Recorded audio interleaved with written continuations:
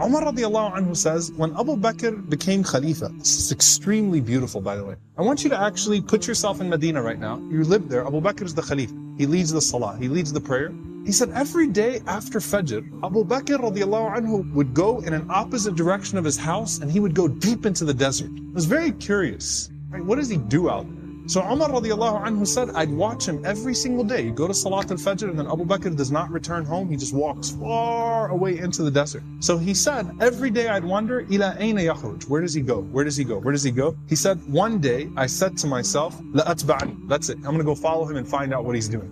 I just can't get over this curiosity of mine. So Umar radiallahu anhu said, I kept the pace from him to where he was at the end of my eyesight, meaning I walked just as far away to where I could still see him. And then he said, I saw him go into this beat up old house. So Umar radiallahu anhu said, I quickly went and I hid behind. And he said, he spent a long time in there. It wasn't like a short amount of time. He spent a long time until after the sun was up, meaning it was getting hot. This is after Fajr, this is way past Duha, way past sunrise, and it got hot, and then Abu Bakr radiallahu anhu left the home and he made his way back to Medina. He said, this is way out of the city of Medina now. This isn't even the city of Medina right now. Way out of the city of Medina. So Umar radiallahu anhu said, I waited until I could no longer see him, meaning he made his way back to Medina. And Umar radiallahu anhu said, I knocked on the door, okay? And he said, this woman opened the door. She was elderly, she was frail, she was blind, and there were a bunch of little kids running around, okay? So I said to her, Assalamu alayki, ma sha'nukum ya amatullah. I said, peace be unto you. What is your situation, O servant of Allah? And she said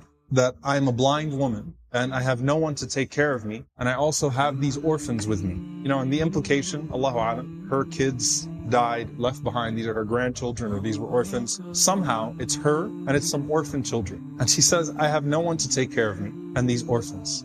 Umar radiallahu anhu said, who is that visitor that comes to you every single day? The answer, she says, I don't know who he is. La yuthkar li ismuhu abada. He never once shared his name with me.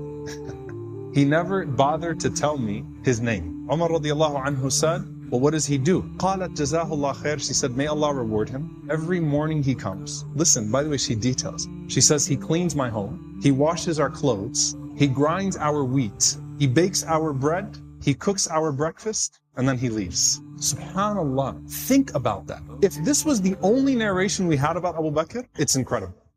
Seriously, the leader, the head of the ummah, the Khalifa, the most important man in the ummah right now, with his station, with his status, and he goes out every morning to this house, and he doesn't even tell the woman what his name is. He's just consider me a secret fa'il khair, right? Just some good doer. Washes the clothes, cleans the house, grinds the wheat, bakes the bread, cooks the breakfast, and then makes his way back to govern the ummah. That is absolutely incredible. Umar radiallahu ta'ala anhu says, every single day, like, is this really what he does every single day? She said, every day, may Allah bless him. Umar radiallahu anhu said, do you pay him anything? She said, nothing. Umar radiallahu ta'ala anhu started to cry, and he said, أَتَعَبْتَ الْخُلَفَاءَ بَعْدَكَ يَا أَبَا بَكْرِ. You have exhausted every successor of yours, O Abu Bakr. You've exhausted us. Anyone that comes after you is exhausted.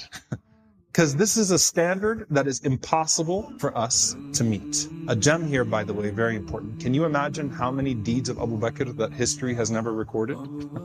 You know, the books of the Fada'il, the virtues of Abu Bakr, the things that he used to do. Can you imagine how many of those secrets he actually managed to hide? And why did he not think of himself too good to still do that thing?